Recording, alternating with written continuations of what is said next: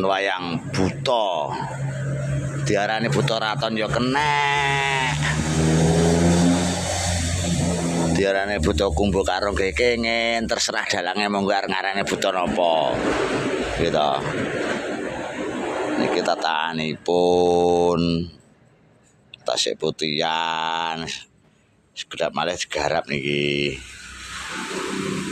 Iki barangipun. Nah, pokoknya sederhana, serba sederhana. Sing penting tatane pantes didelok wong ora ngisi-ngisini. Nah,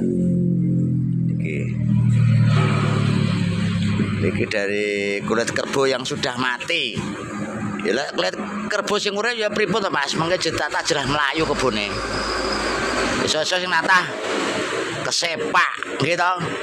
Niku nyata loh Mas. Nah niki sederhana.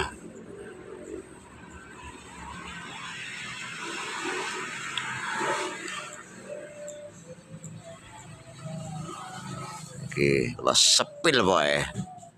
Dadi lek arep tuku wayang ki didelok tatane riyen. Dadi lek tatane ketoke ya wis muni, ketok apik ya wis jelas pulasane muni Mas.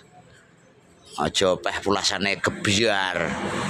Pokoke anyar aja Mas. Bisa tertipu nanti. Nah, jadi sebenarnya tatane dhisik lek tatane ketok ganteng muni.